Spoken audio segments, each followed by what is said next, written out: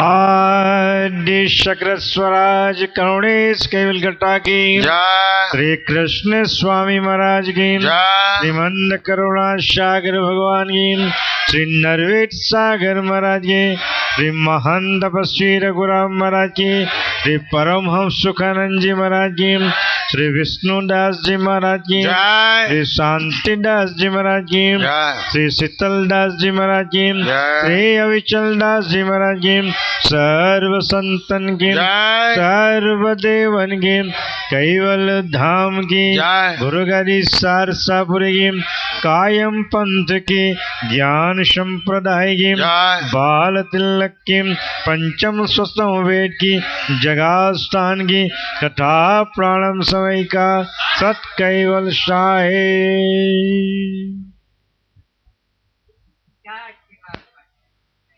जय कैवल हंसो सात कैवल सामरथ। काम क्रोध मन विरोधन धरना सहज स्वभाव सावनिस्तरना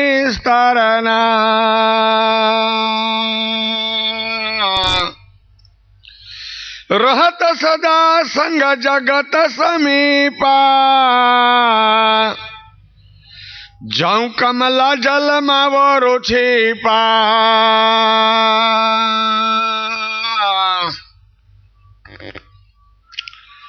अनंत ब्रह्मांडाधीश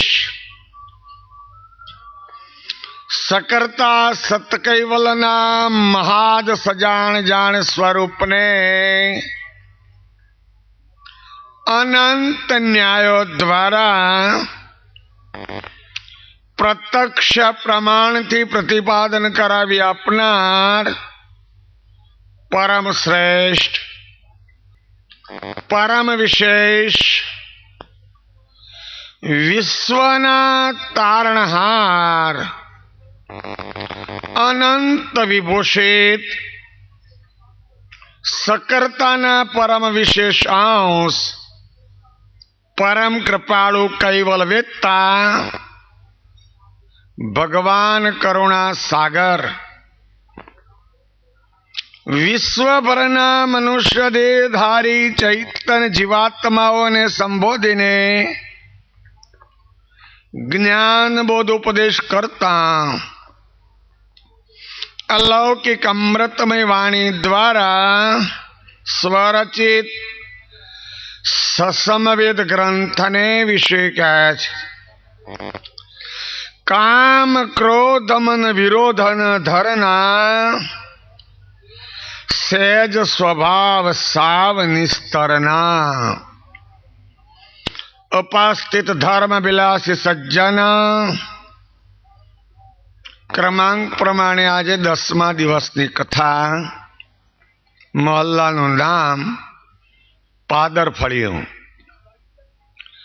સજ્જન કથાનો વિષય સસમવેદનો ક્રમશઃ ચાલે છે। ગઈકાલે કથામાં આપણે સાંભળ્યું કે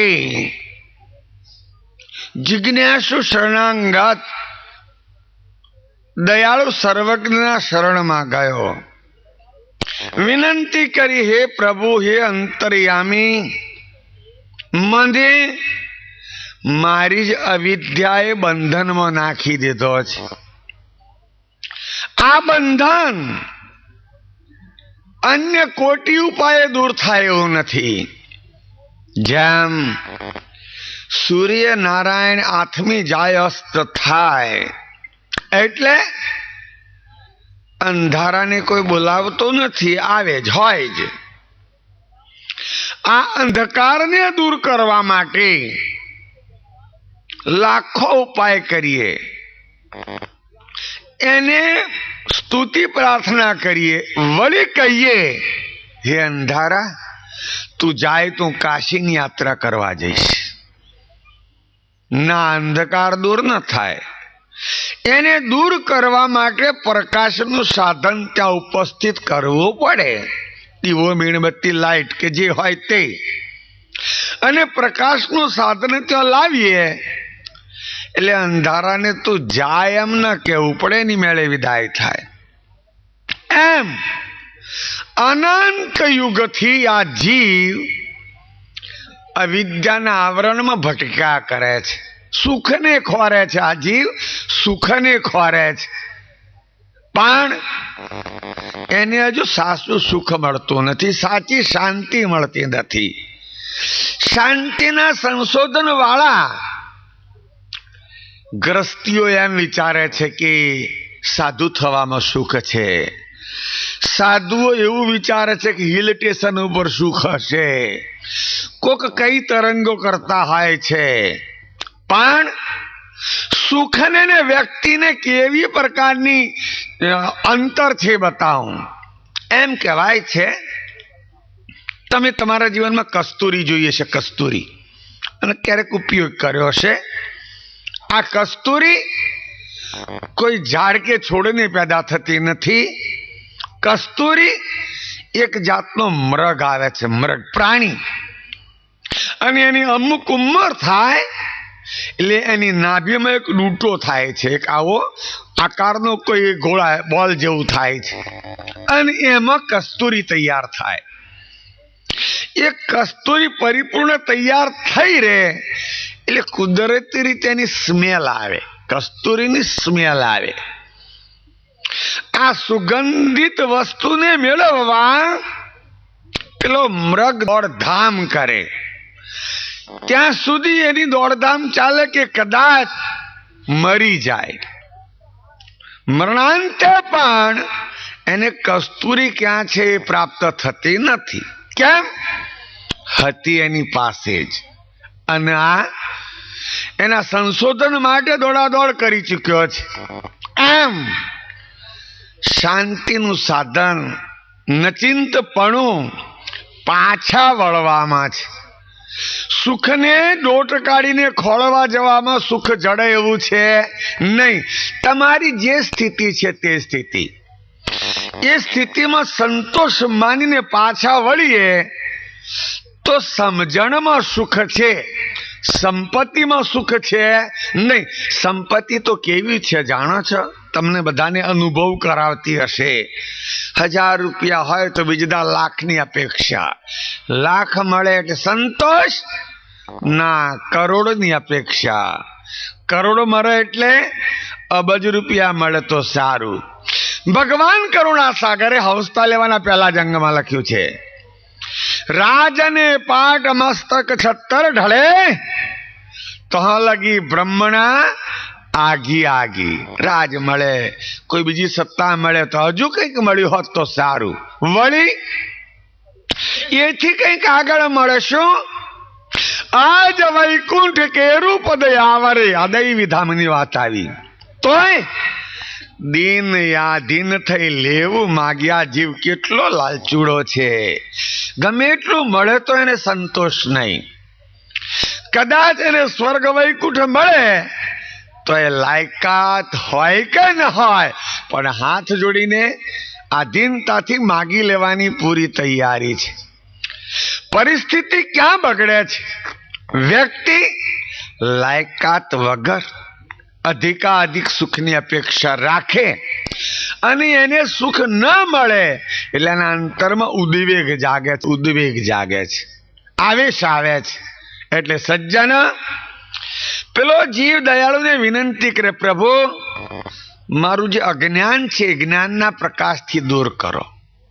ગઈકાલની કથામાં આ વિષય આવ્યો કે દયાળુ એને કેવા પ્રકારનું જીવન જીવવું જોઈએ એ વાત બતાવી કે સજ્જન શુદ્રતાને તમે છોડી દો, શુદ્ર ઉપાસના કરશો નહીં. સજ્જનો, ઉપાસનાનો શું અર્થ થાય જાણો છો? ઉપ વત્તા આસન. ઉપ એટલે નજીક, સમીપ, પાસે એવો અર્થ થાય. નથી કહેતા અમારા ગામમાં ફલાણા ભાઈ ઉપ સરપંચ છે, એટલે સરપંચ પછી એમનો નંબર આવે. એમ ઉપ વત્તા આસન, નજીક, પાસે, આસન એટલે જગ્યા મેળવવી. તમે જેની સાધના કરો છો એના નજીક જવા માટેની તમારી તૈયારી, એને ઉપાસના કહેવાય. હવે ઉપાસના અવશ્ય કરવી જોઈએ. વાસ્તવિક રીતે ઉપાસના કોને કહેવાય એ વાત જુદી છે, પણ ઉપાસના અવશ્ય કરવી જોઈએ. અત્યારે સાગરમાં લખ્યું છે, ઉપાસક બિનો આવ શકે કારજ કબો નહાયા તબ તે કરહી ઉપાસના પરમ ગુરુ કી સોયા. કોઈ પ્રતિવાદી એમ કે પરમ ગુરુ સિવાય લાખો લોકો બીજી ઉપાસના કરે તો એનું શું? એ વાત પણ બતાવી. પરમ ગુરુ બિન હરણ કી કરહી ઉપાસના કોઈ કાળે ફળદાયક નિષ્ફળ નહીં નિર્વાંશ. બીજી ઉપાસના કરશે ને કંઈક ફળ તો મળશે. શું ફળ મળે? જેની ઉપાસના કરે એનું ફળ મળે કે છે. જાહિતે કણ બોહિત તે હિત ફલે ઓર કી નહીં આશ. કેરી ખાવી છે, આપણે કેરી ખાવી છે તો ખેતરમાં ગોટલો રોપવો પડે. ઊંઘીને આંબો તૈયાર થાય, સમયે કેરી પ્રાપ્ત થાય. બાવળિયાનું બીયું રોપ્યું છે અને કેરીની આશા રાખીએ છે. નાના કાંટા વાગશે, કાંટા. બાવળિયાને કેરી લાગે નહીં, એ તો બાવળિયો ઊંઘે તારથી એના પાના ભેગા કાંટા હોય. આપણે અવિદ્યા કે કોઈ એવું અસામાજિક કામ કરવું છે અને મોક્ષની આશા રાખીએ છીએ. મોક્ષ મળે ખરો? ના મળે. એટલે દયાળુએ કાલે આપણે શું કરવાનું છે એ વ્યાખ્યા વ્યવસ્થિત કાલની કથામાં સમજાવી હતી કે તમે શુદ્ર ઉપાસના છોડી દો. સજ્જન, આજનો આપણો હિન્દુ સમાજ મોટા ભાગે દૈવી ઉપાસનામાં ચાલે છે, દેવી ઉપાસનામાં ચાલે છે. હવે આ દેવી ઉપાસનાની થોડીક તમને પરિસ્થિતિ સમજાવું. દેવીઓના બે પ્રકાર છે, વાસ્તવિક દેવી અને શુદ્ર દેવી. દેવીઓના બે પ્રકાર છે. શુદ્ર દેવી કોને કહેવાય? આ તો શાસ્ત્રોના મત પ્રમાણે કહું છું કે મૃત્યુ લોકમાં કોઈ વ્યક્તિને વ્યવસ્થિત જીવતો ન આવડે, એની વાસના રહી જાય. વિજ્ઞાન આને માનતું નથી પણ શાસ્ત્રો માને છે. અને અસરગતિમાં જાય એટલે એ દેવી થઈ એવું લોકો માને છે. પણ મારા મત પ્રમાણે ખરેખર કોઈ પણ વ્યક્તિ, કોઈ પણ જીવ, કોઈ પણ માણસ એ જીવન પર્યંત જીવે ને એના જીવનમાં એક પ્રકારની ઉર્જા પેદા થાય. ઉર્જા, બીજી ભાષામાં કહીએ તો વાઇબ્રેશન પેદા થાય. વ્યક્તિ જતી રહે, એનો પ્રાણ છૂટી જાય, દેહાંત આવે એટલે વ્યક્તિ જતી રહે, પણ પેલા વાઇબ્રેશન મુક્તિ જાય છે. પછી લોકો એને પ્રેત કે ભૂત કે જે કે તે, જીવ રહેતો નથી ને વાઇબ્રેશન રહે છે. હવે વાઇબ્રેશન કે ઉર્જા કોને અસર કરે જાણો છો? જેનામાં આવા પ્રકારના તત્વો હોય એને. જ્ઞાની હોય, વ્યવસ્થિત જાગ્રત હોય, એને મલિન ઉર્જા યા તો મલિન વાઇબ્રેશન અસર કરે. જે ભૂત જેવો હોય એને ભૂત ધૂણ આવે. ભૂત છે કે નથી એની ચોખવટ થાય એવી નથી, પણ ભૂત જેવું હોય એને ભૂત, કોઈ ધૂણતા હોય તો માથા ના લેશો, પણ ભૂત જેવું હોય એને ભૂત ધૂણ આવે. એટલે એક જાતની ઉર્જા મુકતા જાય અને એ બીજાની ઉર્જા અસર કરે. એટલે લોકો શું કહે છે? આ માડી છે, આ દેવી છે, ફલાણી છે, અને ઘરવાળી ધૂણ ભાઈડો કે ખમા માડી, ખમા માડી, ખમા માડી. બરાબર? એટલે કહેવાની ધ્યેય આ જે મૃત્યુલોકમાંથી જે બને છે એને શુદ્ર દેવી કહેવાય છે. મોટી દેવીની વ્યાખ્યા સમજાવું, તમને કદાચ ખ્યાલ હશે. ભગવાન કરુણાસાગર અગાધબોધમાં એક જગ્યાએ લખ્યું છે, જે ત્રીજો દીપ, પુષ્કળ દીપ, શાર્દીપ અને કૌશુક દીપ.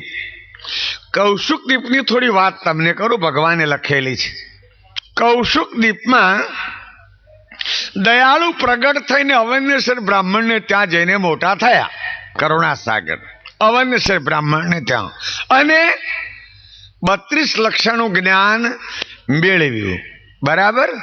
32 લક્ષણાની વાત કરતા મને એક વાત યાદ આવે છે. આ વખતે મેં ઉમરામાં 32 કથાઓ કરી. એક લક્ષણ મેળવ્યું તમે બધા 32 લક્ષણા થઈ ગયા. 32 કથાઓ ગણી જોજો. કાલે 13 કથાઓ સાંજની, 7 કથાઓ સવારની અને 12 કથાઓ રાતની. એટલે 32 કથાઓ કરી મેં. એક કથાની એક લક્ષણા મેળવો તમે બધા 32 લક્ષણા થઈ જાઓ. દયાળુ 32 લક્ષણા થયા. એ તો પરમ પુરુષ હતા.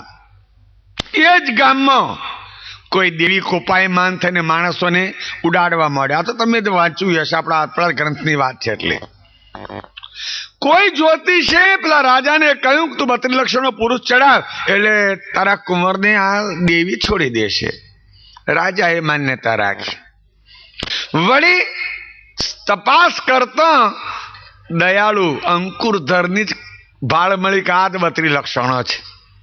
સજ્જનો, રાજાએ બ્રાહ્મણ પાસે માગણી કરી તો આપ્યો નહીં, પણ રાજાએ જ્યારે લાલચ આપી, લાલચ બહુ ખરાબ ચીજ છે. સજ્જનો, ધંધામાં લાભ કમાવો એ પાપ નથી. લાભ તો બધાને અપેક્ષા હોય, પણ લાભમાં લાલચ ભરે એટલે બની જાય લોભ, અને લોભ એ પાપનું મૂળ છે. બ્રાહ્મણને લાલચ આપી એટલે એનું મન પલળ્યું કે ક્યાં મારા ઘરનો છોકરો છે, મને તો સેવા કરતા દેવળમાંથી મળ્યો હતો. હું કદાચ મહાદેવને સ્તુતિ કરું, મહાદેવ બોલે કે ના બોલે, તો આ કદાચ રાજા મારો છોકરો મફત લઈ લેશે કે પૈસા લેવાય શું ખોટું. બ્રાહ્મણીને બ્રાહ્મણે એક મત કરી. તે જમાનામાં 3 લાખમાં બાપજીનો સોદો રાજા સાથે કર્યો. દયાળુએ લખ્યું છે, આસે જીવ સ્વાર્થ કે સંગી, જગતના જીવો સ્વાર્થ સંગી છે. લખ્યું, માયા દેખ મુનિ મન ડોલે, ક્યાં ધીરજ રહે તરિયા ચોલે. પૈસા દેખીને ભલા ભલા તપસ્વીઓ ડોલી જાય. પૈસા ચીજ એવી છે ભગવાન જાણે. તમે 500ની કે 1000ની નોટ લો, એની સૂંઘો જો સ્મેલ આવે છે, બરાબર આવે, મોઢામાં મૂકો તો ઘડી લાગે છે ના. તમે રસ્તામાં પડ્યો તો નોટનું કૂતરું ઊંઘે, કશું કોઈ ઢોર પ્રાણી ગધેડું બિલાડું ઓઢા નોટને. અને એવી આપણા હૃદયમાં ચોંટી ગઈ છે, હાય બાપ પૈસો સિવાય કશું નહીં. પૈસા ખાતર કહો તો ધણી ધણિયાણીનો મેળ તૂટી જાય, ભાઈ ભાઈનો મેળ તૂટી જાય, કોઈ કુટુંબીનો મેળ ના રે. પૈસાનો એવો ચેપ લાગ્યો છે આપણને કે આપણામાંથી આત્મીયતા મરી પરવારી છે, બંધુત્વની ભાવના મરી પરવારી છે. પેલા બ્રાહ્મણને બ્રાહ્મણીએ બાપજીને 3 લાખમાં વેચી દીધા. રાજાના માણસો અંકુરધને દરબારમાં લઈ ગયા. શું કરવા? દેવીને ભોગ આપવા માટે. જેવી આ રાજાને 300 રાણીઓ લખી છે, 300 રાણીઓની નજર આ દયાળુ ઉપર પડી. 9 વર્ષની ઉંમર છે. ત્રાસ થયો, રાણીઓના અંતરમાં ત્રાસ થયો. અરે આવા દિદીપ્યમાન કુંવરને વધેરવાના છોકરાને કપાય કેમ કે એને વધેરાય કેવી રીતે? દેવી આગળ રાજાને કહી દીધું આ છોકરો મારવા લાયક નથી. રાજા કહે છે તમે કોઈ વાત સાચી, પણ ઓને ન મારીએ તો દેવી આપણા કુંવરને ખાઈ જશે. એનું શું? કોઈ ઉપાય બીજો છે? રાણી કે છે હા હું બતાવું તમને ઉપાય. ઘણી વખત સંકટમાં ફસાય તો સ્ત્રી પણ પુરુષને સાચો માર્ગ બતાવી શકતી હોય છે. એટલે રાણી કે તમને ઉપાય બતાવું. શું? આ છોકરાને શણગારીને માતા આગળ મૂકી દો, એને જેમ કરવું હોય તેમ કરે, પણ આપણે એને વધેરવાનો નહીં. રાજા કે છે કેની બુદ્ધ બતાવી રાણી, બહુ સારી રીતે અક્કલ બતાવી ગયા છે, આપણે એમ જ કરીશું. પછી એમને ટાઈમ થયો એટલે લઈ ગયા દેવી આગળ, અને ત્યાં ઓમ ના તે બધું કર્યું. બાપજીએ લખ્યું હમ પણ જો પાયે ધરાઈ, મેં ધરાઈને ખાધું. દયાળુ ક્યાં છે? બધા જમવા બેઠા ને ઓમ કરીને મેં ધરાઈને ખાધું. આપણને કોક કે તમને કાલે ટાઈફોઈડ નો તાવ આવવાનો છે, હોજે ડીશ પડી રહે કે ના પડી રહે? હોજની ડીશ પડી જ રહે. કાલે ટાઈફોઈડ થવાનો. આ 2 મિનિટ પહેલા કે વધેરવાની વાત છે તો કે બાપજી મેં ધરાઈને ખાધું. મારે ને કે ભાઈ મને મેં લાવી, મને મારવાની બીક હતી જ નહીં કે છે. એટલે બ્રાહ્મણો પાછા વળ્યા. એટલે રાજા કે છે, ભૂદેવો આ છોકરાને કેવી રીતે શક્તિને અર્પણ કરું? એટલે બ્રાહ્મણો તો જાણતા હતા કે આપણે એમની કશુંને કાપી નાખશે. તમે કદાચ મારી સાથે જે આવ્યા હોય તો તમે એકલા ગયા હોય તો આજે પણ કલકત્તા કાલી ઘાટની આગળ કેટલાય પ્રાણીઓ કચ કચ કપાય છે. આજે પણ સરકારનું ત્યાં કશું ચાલતું નથી. જાહેર પશુ વધેરું એક ગુનો છે, પણ ત્યાં નથી ચાલતું અને હજારો રોજનો કપાય છે કલકત્તા કાલીઘાટ આગળ, મહાકાળી આગળ. હવે રાજા કે છે મારે એને રમતો મૂકવો છે કે ના, આંગળી તો કાપી જ પડે. બ્રાહ્મણો કે છે. રાજા કે સહેજ કાપો. બાપજીની જેવા દેવીની મૂર્તિ આગળ લાવ્યા. આ વાતને વિજ્ઞાન કદાચ નહીં માને, દેવી આગળ લાવ્યા એવી દેવીની મૂર્તિ ધ્રુજીને બાપજીના ચરણમાં પડી. પછી સમાજને આ મૂર્તિકા દેવી કહેવા લાગી કે મૂર્ખાઓ, આ પુરુષ કઈ ભોગ લેવા લાયક છે? આ તો કઈક સૃષ્ટિનો સર્જનહાર છે. વળી કહ્યું, ભલે ખોજ તું માહી કે લાયે, હમ હી કો પાવન કરવાય. ભલે લાયા તો મને પાવન કર્યો કે છે. સમાજને ઉપદેશ કર્યા પછી દયાળુએ દેવીને પૂછ્યું, હે જોગમાયા, તમે ક્યાંથી આવ્યા? તમારો લોક કયું? તમારું વતન કયું? અહીં કેમ આવ્યા?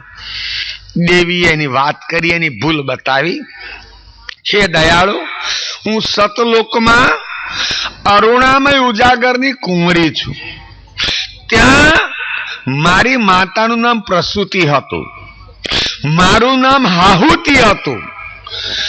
એક વખત એ સતલોકની અંદર કોઈ સનકાદિક જેવો સંત આવ્યો અને મેં સહેજ સ્વભાવે એની મશ્કરી કરી, છેડતી કરી. એને ક્રોધ આવ્યો એટલે એને શ્રાપ આપ્યો, જાઓ મૃત્યુલોકમાં જઈને પડ, તું સતલોકને લાયક છો નહીં.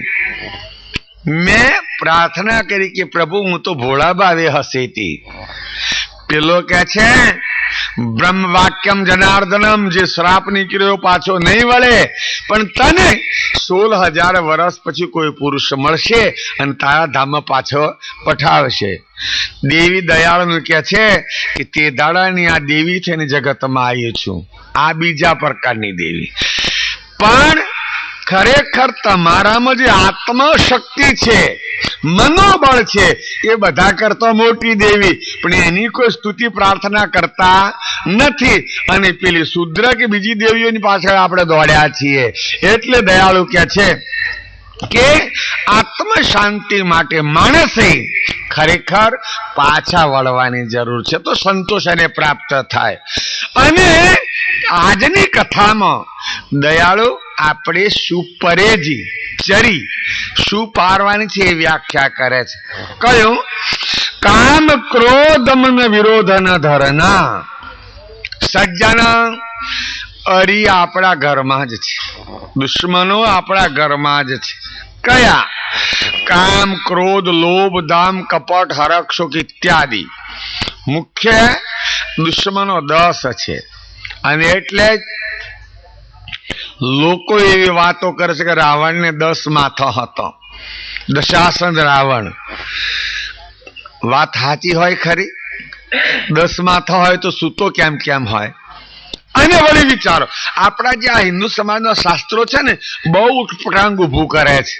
કોઈ દેવીને 4 હાથ, કોઈ દેવીને 8 હાથ, કોઈને 1000 હાથ, સહસ્ત્રાર્જુનને 1000 હાથ, રાવણને 10 માથા. આ શક્ય ખરું? ના. એનું કારણ બતાવું. સૃષ્ટિ રચાઈ ત્યારથી એક શાસ્ત્રોનો મત ચાલે, વેદનો મત ચાલે કે 84 લાખ પ્રકારની યોની છે. હવે જો વચ્ચે પછી આવા વધારે મોથો કે વધારે હાથવાળા પેદા થયા હોય તો 84 લાખ ઉપર કહેવાય ને. અત્યારે દુનિયા બહુ નાની, નાની એટલે કઈ રીતે? સફરની રીતે. 24 કલાકમાં વ્યક્તિ અમેરિકા પહોંચી જાય. જો કદાચ પ્લેનમાં જ ફર્યા કરે તો 2-3 દિવસમાં આખી દુનિયામાં ઉડીને પાછો આવી જાય. કોઈ જગ્યાએ તમને 2 માથાળા માણસની વાત સાંભળવા મળે અત્યારે? ત્યારે વધારાનો હાથ જાણવા મળે છે? ના. તો આ વર્ણન ક્યાંથી આવ્યું? પરિસ્થિતિ શું છે જાણો છો? કોઈ વ્યક્તિમાં બાહુબળ વધારે હોય તો કોઈ કવિ એનું વર્ણન કર્યું કે 4 હાથની તાકાત છે, 8 હાથની તાકાત છે, એટલી એની તાકાતનું વર્ણન કર્યું તો પેન્ટરોએ પછી હાથ લબડાઈને ચિતરી જ નાખ્યા, હાથ બધા ચિતરી નાખ્યા. અને એ રીતે આ 10 જે દુર્ગુણ છે એ જ દશાસન કહેવાય. દયાળુ કે છે કામ ક્રોધ મન વિરોધ અને ધરણા. સુંદર વ્યાખ્યા બતાવી. કામમાંથી ક્રોધનો જન્મ થાય છે. કામ જ્યારે માણસની મનોકામના પૂરી ન થાય, જે કઈ હોય તે, એ મનોકામના પૂરી ન થાય એટલે અંતરમાં આવેશ આવે. આપણા બધાના મનનો અહમ્ય શું છે? મારું કયું, મારું ધાર્યું થવું જ જોઈએ, અને ન થાય એટલે આવે આવેશ. આ બાબતમાં ભગવાન કરુણાસાગર નરવી ચિંતામણીમાં હમણાં ચોપાઈ લખી છે. કામ ક્રોધ દંભ કપટ છલ એહી મલ મે દસ ભરિયા કાલ બાજ પક્ષ અમિત જેનું તને સભર અકરિયા. નરવી ચિંતામણીમાં લખ્યું છે કે કામ ક્રોધ દંભ કપટ છલ અનેક દુર્ગુણોમાં ભર્યા છે. સજ્જન, આ બધા દુર્ગુણોમાં જે અહમ છે, અહમ બહુ ખરાબ છે. મહાપુરુષોના શાસ્ત્રો એમ કે છે કામી કદાચ ક્યારેક પાછો વળે. અને તમને એનો દાખલો આપું એમ કહેવાય છે, લખ્યું છે ગોસ્વામી તુલસીદાસજી ખૂબ જ કામી માણસ હતો. જેને તુલસીકૃત રામાયણ લખ્યું એની જીવન કથામાં લખ્યું છે કે ખૂબ એને કામ વાસના હતી. 1 કલાક કે દિવસ પણ પોતાની પત્નીથી છૂટો નહોતો રહી શકતો. પણ જયારે પત્નીને ખોળતો એના પિયર ગયો ત્યારે રાતના પેલીએ કહ્યું, અરે મારી પાછળ આટલા ગાંડા બન્યા, આટલા તો પ્રભુમાં પ્રીતિ જોડ્યો તો તમારું કલ્યાણ થઈ જાત. તરત જ તુલસીદાસ પાછો વળી ગયો અને એ કામી તુલસીદાસ એવું પ્રભુના ભજનમાં લાગ્યો કે તુલસીકૃત રામાયણ બનાય. એક જ ટકોર. તમને ક્યારે ઘરમાં ટકોર થતી નથી? હું તો વિચારું છું. અને એક જ ટકોર થઈને પાછો વળે, તમને ક્યારે ટકોર થાય? ડફણો પડતો છે, ડફણો પણ કહેવાનું કોને? બાયણે બંધ કરીને ટીપત હોય, અવાજ થાય તો પાછા તમારા બેડામાં પણ તમે શું કહો, લેતી જા. એટલે બીજો જાણે કે એવી ઘરવાળીને મારે, પણ ઘરવાળી એને મારતી હોય, અવાજ તો થાય ને. એટલે પેલો મોઢે બોલે કે લેતી જા, પણ પેલી ટીપતી હોય. ઋણાર બંધ છે, ક્યાં જઈએ? એટલે કામી તરે, ક્રોધી તરે, લોભી તરે, પણ જેનામાં અહમ છે, અભિમાન છે, એનો કોઈ દાડે ઉદ્ધાર થાય નહીં. તમને એક સુંદર દાખલો આપો. કોઈ એક મોટું શહેરની અંદર એક સુંદર રાજા રાજ કરે. રાજાશાહી વખતની વાત છે. એ રાજમાં એક કાળુ કરીને કોઈ ચોર પાક્યો. ચોર એટલું ના, ચોરી કરવામાં એટલો પાવર તો ચોરી કરીને જતો રહે. પોલીસ થાકી જાય, ત્રાસી જાય, કદી પકડાય નહીં. એટલી એની એક ચાણક્યતા ચોરી કરવાની. અત્યારે ઘણા લોકોની હોય છે. આ કાળુ ચોરે એક વખત વિચાર કર્યો કે સાધારણ સ્થિતિના લોકોને લૂંટવા એના કરતા રાજના ભંડારમાં ચોરી કરવી શું ખોટી? જે કઈ વધારે ડલ્લો હાથમાં આવે તે. દિવસના માણસની અવર જવર રાજમહેલમાં ચાલે છે, અને એવામાં કઈક આગુ પાછું કે નજર ચૂકાવીને સીધો મહેલમાં ઘૂસી ગયો આ ચોર. અંદર જતા જતા જ્યાં આ રાજાનો જે ધન ભંડાર છે ત્યાં ખંડમાં પહોંચી ગયો. એક ખૂણામાં સંતાઈ ગયો. રાત્રે બધા જ ઊંઘી જશે એટલે મારે જેટલું ઉચકાશેલું લઈને નીકળી જાય. અને એક વાત એ પણ ખરી, બંધ બારણું હોય તો બહારથી અંદર જવાની મુશ્કેલી, પણ અંદરથી બહાર તો નીકળી જવાય ને. કારણ કે આપણે સુઈ જઈએ તો અંદરથી બંધ કરીએ છીએ, એટલે બહારનો માણસ અંદર ન આવી શકે. પણ અંદરથી બહાર નીકળવામાં વાંધો છે નહીં. આપણી આ જ પરિસ્થિતિ છે. બધા બહાર તો નીકળી જ ગયા છે, પણ મય જવાતો નહીં. હવે બહાર તો નીકળી ગયા ને બધા, રખડવા ભટકવા વૃત્તિ બહાર નીકળી ગઈ. પણ મેં શરૂમાં કહ્યું ને પાછા વળવાની જરૂર છે, બાયણું બંધ છે, પછી મય કેવી રીતે જઈએ? પેલો ચાર ચૂપચાપ ભંડારના ખંડમાં બેસી રહ્યો.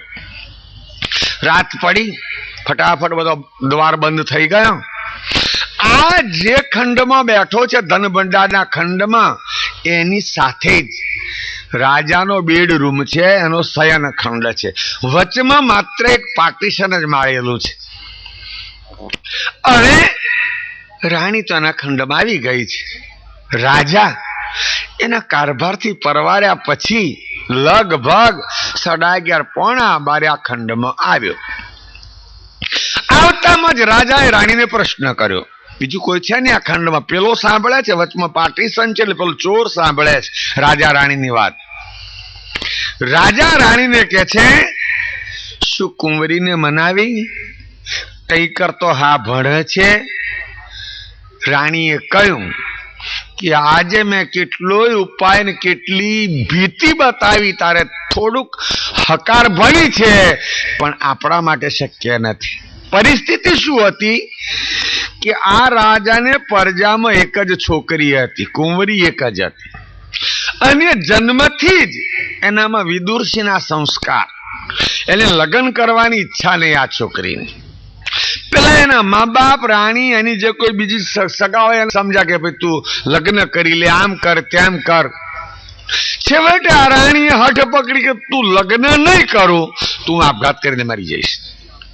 આવી હઠ રાણીએ કરી.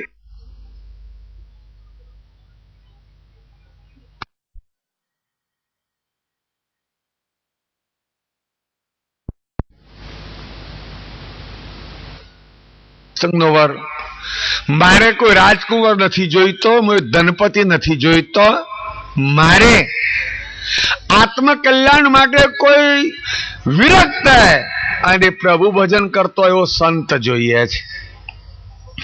રાણી કે મેં તો હા પાડી, પણ આપણા માટે આ કઈ શક્ય ખરું? આપણે રાજા છીએ, આપણી દીકરી રાણી બને એવી આપણી અપેક્ષા હોય. રાજા કે છે પણ તારે હવે આ નહીં જ માને તો અત્યારે તો ઠીક છે, પણ આપણે ન હઈએ ને બીજું કઈ ઊભું થાય તો? કહેવત છે જાણો છો, રોધેલું અન્ન અને માનવીનું મન ક્યારે બગડે કહેવાય નહીં. આપણું મન જ ક્યારે બગડે ન કહી શકીએ તો બીજાનું કેવી રીતે કહેવાય? રાણી કહે છે તમે જો હા પાડતા હો તો આવો વર કઈથી લાવશો? વિરક્ત, જેને કોઈ મિલકત ના હોય, કોઈ ધંધો ના હોય, જે ઈશ્વર સ્મરણમાં ફર્યા કરતો હોય, એવો કઈથી લાવશો? પેલો બેઠો બેઠો સાંભળે છે આ ચોર. રાજા કહે છે જો આપણા રાજ્યમાં ફલાણા શહેરની અંદર એના જંગલ વિસ્તારમાં એક કહે છે વિરક્તોનો અખાડો છે, અને ત્યાં આપણા રાજ શાસનમાંથી સાલિયાણું પહોંચાડવામાં આવે છે, અને ત્યાં સેંકડો મહાત્માઓ અખાડામાં રહે છે. હું ત્યાંથી લઈ આવીશ, જેને આવવું હશે એને દીકરીને પરણાવી દઈશું, એની મેરે જેમ જીવવું હશે એમ જીવશે, પણ આપણા માથાથી બોજો ઉતરી જશે. રાણી કહે તો ભલે એમ કરજો. આટલી વાતચીત કરીને રાજા રાણી ઊંઘી ગયો. પેલો ચોર વિચારમાં પડ્યો કે ચોરી કરવી કે એક કાંકરે 3 પક્ષી પાડવો. કયા 3? કદાચ પેલા અખાડામાં જઈને ભરાઈ જાઉં અને રાજા જ્યારે કહેવા ત્યારે હું જ હા પાડી દઉં તો એક તો રાજ શાસન મળે, રાજકુંવરી મળે અને રાજ ભંડાર મળે. 3 મને મળે ને પછી આ ચોરીમાં તો ચોરીને લઈ જવાનું ને પેલા ઘુવડની પેઠ હંતાઈને ભરવાનું. એને આ વિચાર મેં અંદર કરી દીધો. તરત જ ખાલી એમ જ નીકળી ગયો, બહાર નીકળ્યો, કોઈ દબડો લીધો નહીં. પેલા રાજાએ રાણી સાથે વાતમાં જે શહેરનું નામ દીધું હતું એ રસ્તા ઉપડી ગયો. જતા જતા જતા જતા બરાબર બપોરના 1-1:30 વાગે પૂછતો એ શહેરે તો પહોંચ્યો. ગામમાં જઈને પૂછ્યું કઈ કોઈ સાધુઓનો અખાડો છે? લોકો કે અમારા ગામમાં કોઈ સાધુ નથી. ઘણી લોબી મુસાફરી કરી અને લોકોનો આવો જવાબ મળ્યો એટલે એકદમ નિરાશ થઈ ગયો. ગામના ભાગોળે એક ચોતરા બેઠો છે આ ડાકુ, અને એટલામાં વસ્તીમાંથી મધુકરી માગી અને 5 સાધુઓ બહાર નીકળ્યા ગામમાંથી. કોકે લખ્યું છે सबसे भली मधुकरी, भात भात के अनाज, दावा किसी का न लगे, બિન વિલાયત રાજ. ઘણા સંતો હજુ મધુકરી પર છે. મધુકરી એટલે શું? આ જૈન સંપ્રદાયના મોટા ભાગે મધુકરીમાં જ જમે છે ને. રસોડું બનાવવાનું નહીં, વસ્તીમાં જાય, 2-4 ઘર માગે, એને થાય એટલું થઈ જાય, ખાઈ પીને સુઈને ભજન કરે, કોઈ પ્રવૃત્તિ ન કરે. પેલા સાધુઓ મધુકરી માગીને નીકળ્યા. પેલા ચોરનો પાછો આશાનો તોર હંધાયો કે મહાત્માઓ જાય છે, એની પાછળ પાછળ હેંડ્યો આવવા. ખૂબ આગે એક નદી કિનારે જ્યાં એમનો આશ્રમ એટલે કે મકાન બાંધેલું નહીં, ઝાડોતર જ રહ્યા વિરક્ત મહાત્માઓ. એટલે પેલા સંતો જે આ મધુ કરીને માગી નીકળ્યા એ તો એમના ટોળામાં ભરી ગયા. પણ પેલો તો દરવાજામાં જ બહાર ઉભો જ રહ્યો કે બાઉન્ડ્રીની બહાર જ. કારણ ચોર છે, એને સંતો સાથે કેમ વ્યવહાર કરવો તે આવડે નહીં, તો અંદર કેવી રીતે જવું? જેવા આ લોકો માગીને લઈ ગયા, એમના જે ગુરુ હતા એમને આગળ ભિક્ષા મૂકી દીધી. પછી મહારાજ બધાને જેમ જેમ જોઈએ વેચી વેચીને પ્રસાદી આપે છે. એટલામાં પેલા મહારાજની નજર પેલો આઘો એક ઉભો છે કાલુ ચોર એના પર પડી. બાજુ પર એક સાધુ બેઠેલો. महाराज क्या चाहिए? रामदास। तो क्या गुरुजी? देख तो कोई दरवाजा पे खड़ा है, पूछ इसको भोजन करना है तो थोड़ा टुकड़ा खाना दे दे. પેલો રામદાસ રોટી શાક લઈ અને પેલો ઉભો હતો ત્યાં ગયો. કકડીને લાગી હતી તો ખરી જ. કોકે કહ્યું છે ને, ઊંઘ ના જુએ તૂટ્યો ખાટ અને ભૂખ ના જોવે કાઢો ભાત. એને આલ્યું ખાવાનું, ખાતું. ખાધા પછી કઈક આતુર નજરે આ કાલુ ચોર પેલા સાધુ હમું જોઈ રહ્યો.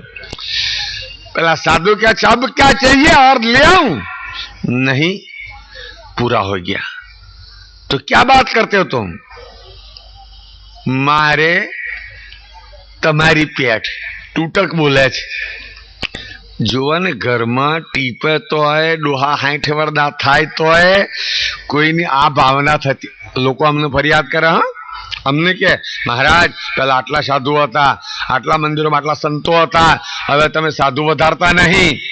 અમે કહીએ તો ભાઈ સાધુનું કારખાનું ખોલ્યું નહીં કોઈ જગ્યાએ. સાધુ તો ક્યારે થાય? તમારા 2 છોકરા કામ કરતા એટલે તમે સાધુ થઈ જાઓ. અગર વધારાના છોકરા હોય તો અમને આપો તો સાધુ બનાવીએ. કે સાધુ કારખાનામાં ઘડાતા નથી. પેલાને મારે સાધુ થવું છે એમ ખુલ્લું કહેવામાં જરાક શરમ આવે છે આ ચોરને, કાલુને. પણ પેલા સાધુએ પૂછ્યું, ક્યાં તેરે સાધુ થાના હે? હા મહારાજ, શું કરું તારે બીજું? કુછ બાલ બચ્ચા નહીં હે તેરે? ના, જે ગણો તે હું જ છું મહારાજ. અચ્છા બેઠ. પેલો સાધુ પાછો ગયો. મહારાજને કે મહારાજ એને સાધુ થવું છે. અચ્છા બેઠા દો. લાઈને પંગતમાં ભેરવી દીધો. પાણી દોનત ક્યાં છે?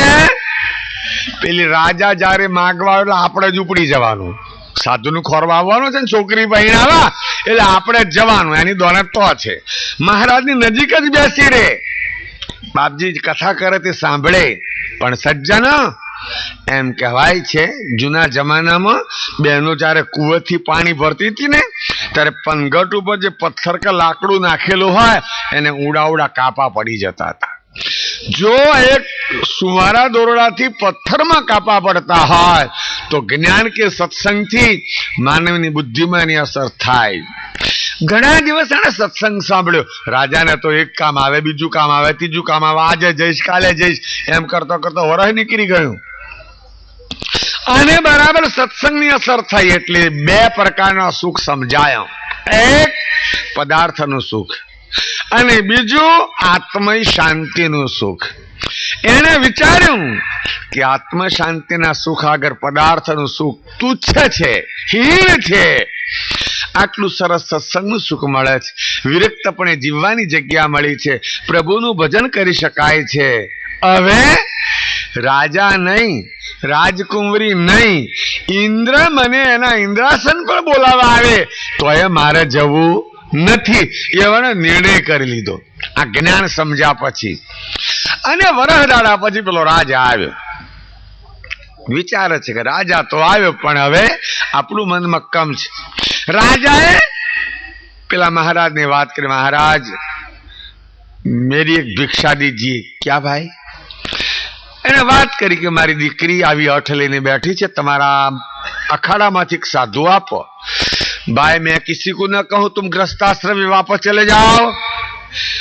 તારી મેરે જેને લઈ જવાને લઈ જા, આવે હું ના કહું તું પાછો જાય. એમ પહેલા જ પેલાને પૂછ્યું, જે ચોર આવ્યો તો આના માટે ને પેલો મનમાં વિચારે છે એના માટે જ આવ્યો તો, પણ તું મોડો પડ્યો કે છે, આવ્યો તો એના માટે. જો એ જ ના તૈયાર થાય તો બીજો તો કોઈ જાય જ નહીં. રાજા એમ જ નિરાશ થઈને પાછો થયો. કદાચ પેલીને ભગવાને વિદુષી બનાવી હશે, એની પૂરી જિંદગી પાર પાડી દીધી. પણ મેં આ ઉદાહરણ એટલા માટે કર્યું કે આ કામ વાસનાથી લોભથી ગયો તો, પણ સત્સંગે એને તારી દીધો. પણ રાજા રાવણ અભિમાની, અનેક પ્રકારના એને અનુભવો થયા. હનુમાને લંકા લગાડી તો એનો અનુભવ થયો. છેલ્લે જ્યારે અંગત મંત્રણા કરવા મોકલ્યો, અંગતને, વાલીના છોકરાને, કે હે રાજા રાવણ, તું સીતા પાછી આપી દે, લુહાર ક્રાંતિ નથી કરવી, અને અમે લઈને ચાલ્યા જઈએ. રાવણ કે છે, શું યુદ્ધ કરવા આવ્યા છો કે ભીખ માંગવા? તરત જ અંગદે કહ્યું, હે રાવણ, હું તારી સભામાં એક પગે ઉભો થાઉં, તમે લોકો મને સભા બહાર ઉચકીને ફેંકી દો તો સીતા પડી મૂકીને જતું રહેવું. રાવણે વિચાર્યું કે આ તો બહુ સરસ ઉપાય, એક વાંદરો ઉચકીને ફેંકી દેવામાં શું વાંધો? પણ વાંદરો નતો, આ રામદૂત હતો. રાક્ષસોને કહે એને ઉચકીને ફેંકી દો બહાર. રાક્ષસોએ એને ઉચકીને ફેંકી ન શક્યો. રાવણને તો દગો કરતા હશે, એટલે તરત જ રાવણ ઉભો થયો સિંહાસન ઉપરથી, આ વાંદરાને ફેંકી દેવા અંગદને. અંગદ શું કે છે, રાજા રાવણ, તું રાજા છે, હું તો રામનો દૂત છું. તું રાજા થઈને મારા પગ પકડે એના કરતો રામના પગ પકડને, તારું કલ્યાણ થાય. પાછો શરમાઈને બેહી ગયો. તો આથી એને વિચાર્યું હોત તો એ સારું, પણ ના, વિનાશ કાળે વિપરીત બુદ્ધિ. એ છેવટે અભિમાનમાં ખપી જ ગયો. એટલે સજ્જન, ભગવાન કરુણાસાગર આપણને આજના પ્રકરણમાં આપણે પથ્ય શું પારવાની છે વાત બતાવે છે. કાલે કરણીની વાત આવી, કરવાનું શું છે જાણો કે વૈદ્યની પાસે દવા લઈએ, દર્દનું નિદાન કરે, દવા આપે, અને પછી આપણને ચરી પારવાની વાત કરે. આજે ચરી પારવાની વાત કરે છે. કામ ક્રોધ મન વિરોધ ન કરના. કામ વાસના, ક્રોધ નહીં કરવો, અને મનમાં કોઈની પ્રવૃત્તિમાં વિરોધ કરવો નહીં. ટકોર કરવી ભૂલો પડતો હોય તો, પણ આપણી ટકોરની અસર ન થાય તેનું ભાઈ એના પર છોડી દો. કામ ક્રોધ મન વિરોધ ન કરના, સહજ સ્વભાવ સાવ નિસ્તરના. સરળ સ્વભાવ રાખી અને સરળતાથી બધાની સાથે વર્તવું કે છે. રહત સદા સંગ જગત સમીપા. જગતના સાથે સંપીને રહેવાનું. સજ્જન, ધર્મની વાસ્તવિક વ્યાખ્યા કરું તો શું થાય જાણો છો? માનવીના જીવનમાં જે કોઈ આવતી ફરજો એને સંપૂર્ણ રીતે અદા કરવી એને ધર્મ કહેવાય. બહેનોએ પતિની સેવા કરવી એ ધર્મ કહેવાય. બાપજીએ ધર્મની વ્યાખ્યા કરતા સક્ર ચિંતામણીમાં લખ્યું છે, ઉપાસના સોય માત પિતા સુત, શિષ્ય કે ગુરુ સંતન કી, પતિવ્રતાની જપિયું સેવન કી, પ્રીત સહિત તન મન કી. બાપજી આ વ્યાખ્યા કરી છે. એટલે જીવનમાં આવતી બધી ફરજોને સાંગોપાંગ નિભાવવી એને વાસ્તવિક માનવ ધર્મ કહેવાય. દયાળુ કે છે, રહત સદા સંગ જગત સમીપા, જાઉં કમલા જલમાં ઓરું છીપા. દાખલો આપ્યો. આ બંને વસ્તુ આપણે જોયેલી છે. કમળ પણ જોયું હશે અને છીપોલી પણ આપણે જોઈ છે પાણીમાં. આ કમળ પાણીમાં રહે, પણ પાણી એને પલાળી શકે? કમળનું પાનું બોળી દો પાણીમાં, બહાર કાઢો, કોળું, આ બીજાનું પાનું ભીનું થઈ જાય, એનું પાનું કોળું ને કોળું, એટલે જળ કમળાવત એને કહેવાય. જાઉં કમળ જલમાં રૂછીપા. અને છીપોલી એ પણ બહાર કાઢો એટલે કોરી ને કોરી હોય કે છે. सकल व्यवहार वर्तत जगतन का उरयंतर जड कैवल मत का स्वप्न समान जानी जग हेता रहत उदासता समय हमेशा. બાપજી કેટલો સુંદર ઉપદેશ કરે છે. સકલ વ્યવહાર વર્ત જગતન કા. દયાળુ કે છે જગતનો તમારો વ્યવહાર તમે વ્યવહાર કુશળ જીવો. સજ્જન કરુણા સાગરે વૈરાગની વાત તો ઘણીએ કરી છે, આખી નરવી ચિંતામણી ગ્રંથ બનાવ્યો છે. પણ વૈરાગના બે પ્રકાર છે, સમજાવું. એક વેદાંતનો વૈરાગ જુદો છે અને એક ભાગવતનો વૈરાગ જુદો છે. વેદાંતનો વૈરાગ એમ કે છે પ્રભુ પ્રાપ્ત કરવા તો બધું છોડીને જતું રહેવું પડે, શક્ય નથી અત્યારના જમાનામાં. ભ્રતુહરિને ગોપીચંદે છોડ્યું હતું એ વાત જુદી છે. અત્યારે અરે માણસ એક બીડી છોડી શકતો નથી, પડીકી છોડી શકતો નથી, એ વળી બધું હું છોડવાનો છે? હે, બીડી એની મેરે મોઢામાં થોડી પહે છે. લોકો કઈક હંતાડી રાખે એમ તેમ કરે અને કદાચ સમાજમાં ના પીએ તો બાથરૂમ થઈને પી આવે, વાંધો આવે નહીં. જે બીડી કે ચા કે પાનની પડીકી ના છોડી શકે, એ કુટકી ના છોડી શકે, એ બીજું શું છોડવાના હતા? પણ પેલા ભરતુહરિને ગોપીચંદે છોડી દીધું હતું કે છે. પણ ભાગવતનો વૈરાગ શું કે છે જાણો છો? બધું તમારી પાસે રહેવાનું.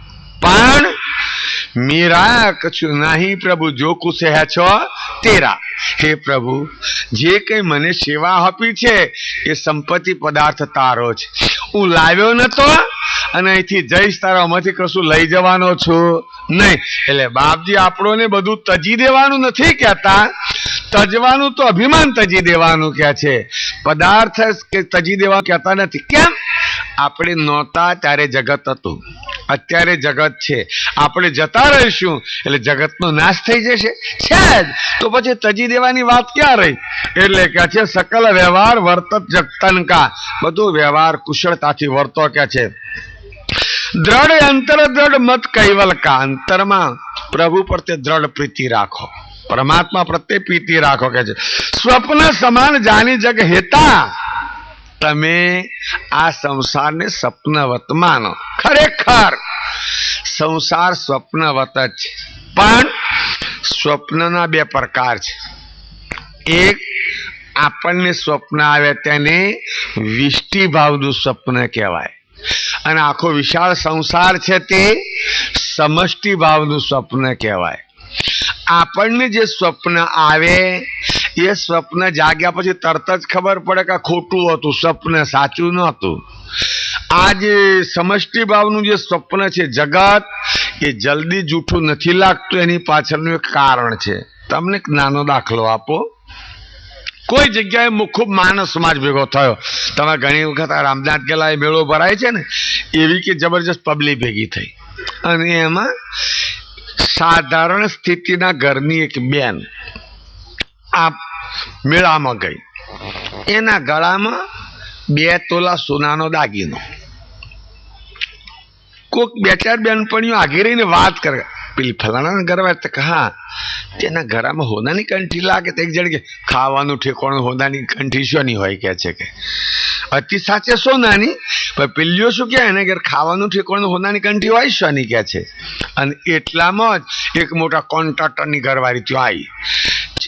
8 ઇંચ પોરો છાપડો મોટો, પણ રોલ ગોલ ન હકે. વેચી દે તો 10 રૂપિયા ના આવે. પેલી કે જો લાખ રૂપિયાનો કે છે હાર છે, લાખ રૂપિયાનો મય નંગ કેવા દેખાય છે. તદ્દન જૂઠો હતો કે બધી સાચી માન્યો. કેમ? એનો ધણી ધનપતિ છે. દાગીનો જૂઠો હતો પણ બધાએ સાચો માન્યો, એનો ધણી ધનપતિ છે. પેલીનો 2 તોલાનો દોરો સાચો હતો પણ બધીઓ જૂઠો કેમ માને? એના ઘરના ધણીની પરિસ્થિતિ સાધારણ છે. એમ શરીરને સ્વપ્ન આવ્યાનો રચયિતા જીવ છે એટલે તરત જ જૂઠું લાગે. આ વિશ્વરૂપી સ્વપ્નું બાપજીએ લખ્યું, સસા સ્વપ્નું સૌ સંસારા.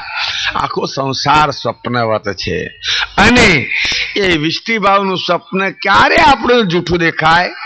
આપણે સાચા જ્ઞાનથી જાગૃત થઈએ ત્યારે. નહીં તો આને કદી આપણે જૂઠું માનવાના છીએ નહીં. એટલે બાપજી કહે છે સ્વપ્ન સમાન જાની જગ હેતા, આ જગમાં હેત પ્રીતિ છે ને સ્વપ્નવત માનો, સાચી માનશો નહીં. કહે છે રહી ઉદાસ તાઈ હંમેશા, એનાથી કે સદાય ઉદાસ રહેવું અને આ નાશવંત જગતમાં અતિ પ્રીતિ કે આસક્તિ ધારણ કરવી નહીં. સહેજે કુદરત જીવડાવે એમ જીવવું.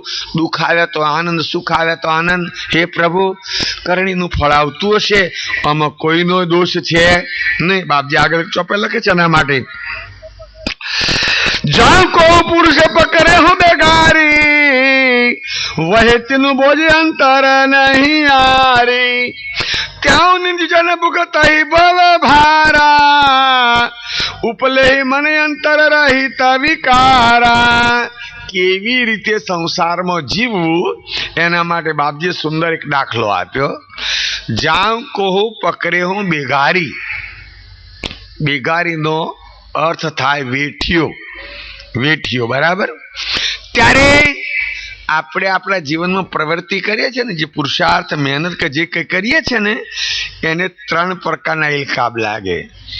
એક પ્રવૃત્તિને સેવા કહેવાય, એક પ્રવૃત્તિને નોકરી કહેવાય અને એક પ્રવૃત્તિને વેઠ કહેવાય.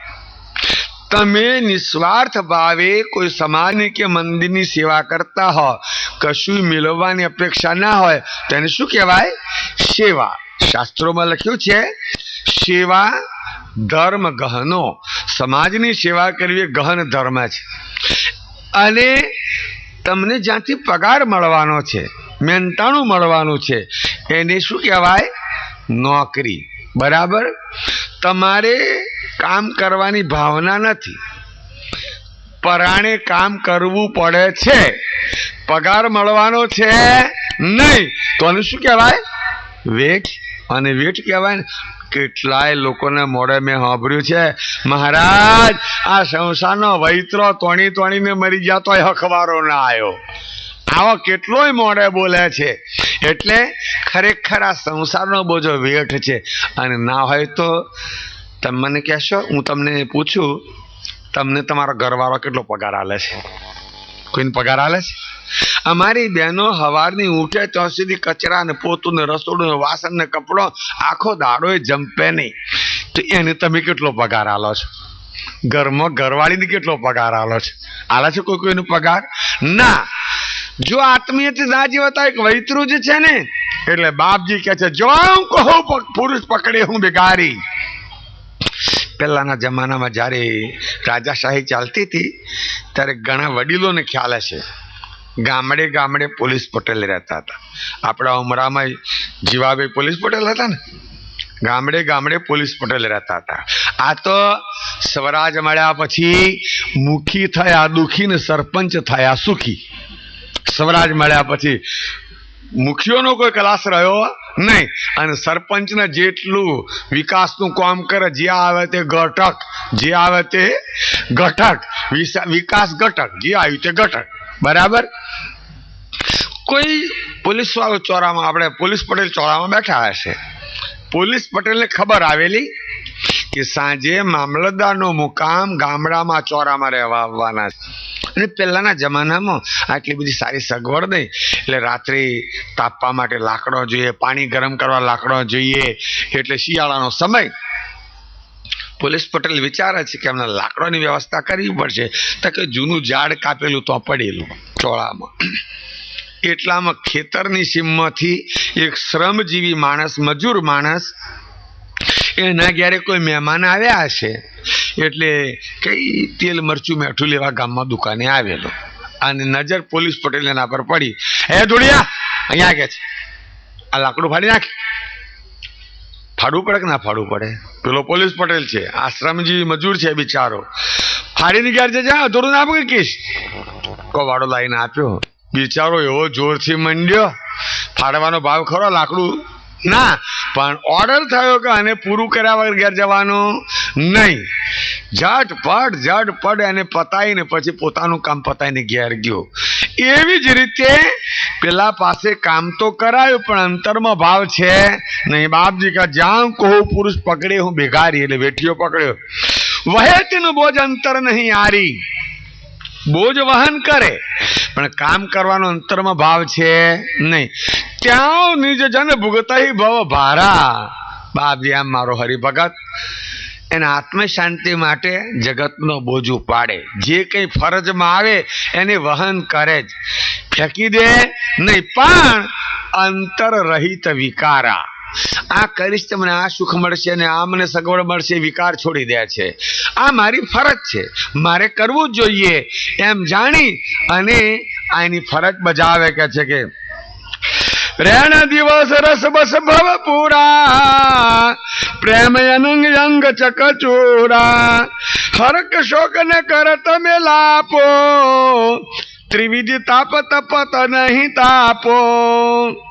દયાળુ આપણને પથ્ય બતાવે છે. રેણ દિવસ રસ બસ ભરપૂરા, રાત્રિ દિવસ પ્રભુ સ્મરણ કે આત્મ શાંતિમાં રસ બસ રોક્યા છે.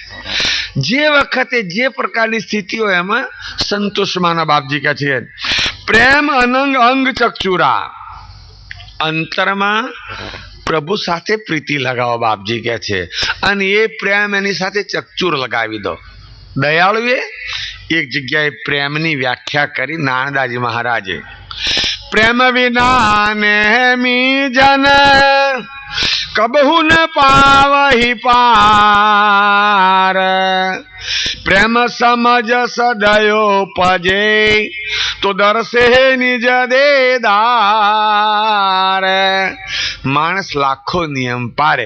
હવારામાં રોજ મંદિરે દર્શન કરવા જવું, પછી ત્યાં બધા ફૂલ ચડાવવો, અગરબત્તીઓ હળગાવવી, ત્યાં સુધી અમુક પ્રકારની ક્રિયા ન કરવી. આ તમે ક્રિયા કરો છો પણ એમાં પ્રેમ ન હોય તો આ ક્રિયા પ્રભુને પહોંચે નહીં. પ્રભુને તો પ્રેમ પુષ્પ પહોંચે ને. લખ્યું છે ને મંગલા આરતીમાં, પ્રેમ પુષ્પે ધર્યો હાર હરી. અગરબત્તી કઈ આ લાકડો કે દિવાલ બગાડે તે નહીં, વૈરાગ અગરબત્તી. અંતરમાં મિથ્યા પ્રત્યે અભાવ ભાવના રહે એને અગરબત્તી કહેવાય કે છે કે. એટલે બાપજી કહે છે કે રેણ દિવસ રસ બસ ભરપૂરા, પ્રેમ અનંગ અંગ ચકચુરા. અંતરમાં શુદ્ધ પ્રેમ રહેવો જોઈએ, દરેક માટે પ્રેમ ભાવના. ભલે આપણોને કાલે કોઈ કઈ ગયું હોય પણ એના પ્રત્યે આપણે શુદ્ધ ભાવના રાખવી જોઈએ. પ્રેમ અનંગ અંગ ચકચુરા, હરખ શોક ન કરહી મેલાપું. ક્યારેય હરખ અને શોકનો મેળાપ કરવો નહીં. આ દુનિયામાં જે થવાનું છે એને કોઈ રોકી શકવાનો છે નહીં. યત ભાવી તત ભાવી. કદાચ કોઈ આપત્તિ આવી અને રડી રડીને શરીર બગાડીએ તો આપત્તિ જાય ખરી? ના. હા, પ્રભુનું સ્મરણ કરો, અંતરમાં એમ વિચારો કદાચ મારા ભાગ્યમાં લખી છે તો આવી હશે તો મન થોડું મનાય, નહીં તો ગમે એટલું કલ્પાંત કરીએ પણ આપત્તિ જાય. એટલે કે છે રેણ દિવસ રસબસ ભરપૂરા, હરક શોક ન કરત મિલાપુ, ત્રિવિધ તાપ તપત ન તાપુ. સજ્જનો, હરખ અને શોકનો જન્મ થાય છે મનમાંથી. શરીરનો ધર્મ છે જન્મવું ને મરવું. હરખ અને શોક મનનો ધર્મ છે અને પ્રાણનો ધર્મ છે ભૂખ અને તરસ. જો મન આપણું મક્કમ બન્યું હોય તો જાજા હરખ શોક થાય નહીં. બાપજી કહે છે સુચિત કર્મયતિ પરમ પવિતો, વરતે જગતમાં વિગત સહિતો, અંતર જત મત કિરહત ભિન્ના, જાને કહું સજન એવું અભિન્ના. કાલે મેં કથામાં કહ્યું તો સૂચિ ધર્મની વાત કાલે આવશે. અહીં વાત આવી. સૂચિ ધર્મ અતિ પરમ પવિતો. સજ્જના, વ્યક્તિએ પવિત્રતા જાળવવી જોઈએ. સ્વચ્છતા તો રાખતા જઈશું, પવિત્રતા જાળવવી જોઈએ. જ્યારે ઈષ્ટ ઉપાસના કરીએ ત્યારે આપણને ઘણાને એવી શંકા થાય કે ભાઈ આપણા પેટમાં મળ ભરેલો છે, મૂત્ર ભરેલું છે, એનાથી અભડાતા નથી. અને આપણે જ્યારે એનો ત્યાગ કર્યા પછી આવા નાવું ધોવું આ તે બધું ધ્યાન રાખો. અંતર જે મળ છે એનો જમ્સ ફેલાતો નથી, પણ મળનો ત્યાગ કરીને જમ્સ ફેલાય, જીવાણુ ફેલાય છે. અને એટલે તો ડોક્ટરો છે ને, ડોક્ટરો કોઈ પણ દર્દીને તપાસે અને તપાસ્યા પછી તરત જ હાબુથી હાથ એને અડ્યા એટલે હાથ ગંદા થઈ ગયા? ના, પણ ના, એની એ સૂચના છે કે હાબુથી હાથ ધોઈ નાખે, કે પેલો જમ્સ એને વળગી ના પડે એટલા માટે. તમને એક જૂની વાત કરું, હજુ ચાલતું હશે. કોકના ઘરમાં કોઈ વ્યક્તિ મરી જાય ને, વ્યક્તિ મરી જાય તો અમારી બાજુ તો રિવાજ છે 10 દિવસ સુધી એની હુતકી ગણે. સમાજના લોકો કે ઘરના માણસને શું ગણે? 10 દિવસ સુધી હુતકી ગણે. એને તો કોઈ જાય નહીં. ખરી વાત તો શું છે જાણો છો? પેલી જે વ્યક્તિ મરી ગઈ, હવે કોઈ એવા રોગથી આ વ્યક્તિ મરી હોય તો જ્યારે આ શરીરનો પ્રાણ છૂટી જાય એટલે એના જે જીવાણુ રોગ ન હોય ને શરીરને છોડી દે. જીવ છે ત્યાં સુધી વળગી રહે, પછી છોડી દે, અને જે ફેલાયો જીવાણુ બીજાને વળગી ના પડે એટલે આ નિયમ પાળવાનો હતો. નહીં તો કે ત્યાં જવાથી કે બેસવા ઉઠવાથી કે દોષ લાગતો નથી. એટલે બાપજી કહે છે સૂચિત કર્મ અતિ પરમ પવિત્ર વર્તે જગતમાં વિગત સહિતું. આ રીતે પવિત્ર થાય. અંતર પવિત્ર, તન પવિત્ર, મન પવિત્ર, અને જગતમાં તમે તમારી રીતે તમારી ફરજોનું વર્તન કરો કે છે. અંતર જતમત રહેત અભિના કે છે. અંતરથી બરાબર જતમત રહો, જેમ તેમ નહીં. ચરીનો વિષય છે, અઘરો છે થોડો. જો જીવીશું તો જેમ તેમ, પણ મરીશું આ એક પ્રશ્ન થશે. સજ્જનો, માણસ કેવું જીવ્યો એનું જજમેન્ટ એનું મરણ આપતું હોય છે. એનું મરણ દુનિયા ફાવે કે દુનિયા તો કેવું કે સંબંધ સારો હોય તો નાના એ તો પ્રભુના મોણા છે, અને સંબંધ છે જ બગડે પ્રકૃતિના કારણે, જવા દો કે છે અરે તો નરકમાં જવાનો છે. એટલે માણસની વાત બહુ સાચી માનવી નહીં, પણ એનું જ્યારે મરણ આવે ત્યારે મરણની પ્રક્રિયાઓ પર ખબર પડે કે કેવા પ્રકારનું જીવ્યું. એટલે કે છે અંતર જતમત કી રહત અભિક્ષા જાને કો સજ્જન યહી ભિક્ષા. કે છે આ જીવન જીવવાની ક્રિયા કોક સજ્જનને જ ખબર પડે. કે છે પ્રગટ જાપ કૈવલ મુખ જપહી, ગુપ્ત મંત્ર ગુરુ ધ્યાન ધરપહી, વરણીય વિગત જગત में જે જનકી, यही વિધિ રહત રહે શતન મન કી. આંગની છેલ્લી ચોપાઈમાં બાપજી કહે છે તમારે હરતા ફરતા મુખે કૈવલનો જાપ જપવો. કે છે પ્રગટ જાપ, કૈવલ મુખ જપહી. દરેક જગ્યાએ 2 પ્રકારના મંત્રો છે. પ્રગટ જાપ કૈવલનો જપવો, અને જ્યારે તમને ટાઈમ મળે ત્યારે બાપજીનો જે લક્ષ્ય મંત્ર છે એનું રટણ કરું, ધ્યાન રાખો. કૈવલ કૈવલ જપવો હોય તો સૂચિ ધર્મ કે નાહવાની જરૂર છે નહીં, પણ તમે ઠાકોરજી આગળ બેસીને જો કદાચ માળા ફેરવવી હોય તો ત્યાં પવિત્રતાની જરૂર છે. એટલે બાપ જે પ્રગટ જાપ કૈવલ મુખ જપહી, ગુપ્ત મંત્ર ગુરુ ધ્યાન ધરપહી. અને ગુપ્ત મંત્રોનું ધ્યાન ધરવા બેસો તારા આલોચન કરો. વર્ણીય વિગત જગતમાં જે જનકી. બાપજી કે છે આ જે મેં વિગત વર્ણવી એ વિગત પ્રમાણે જે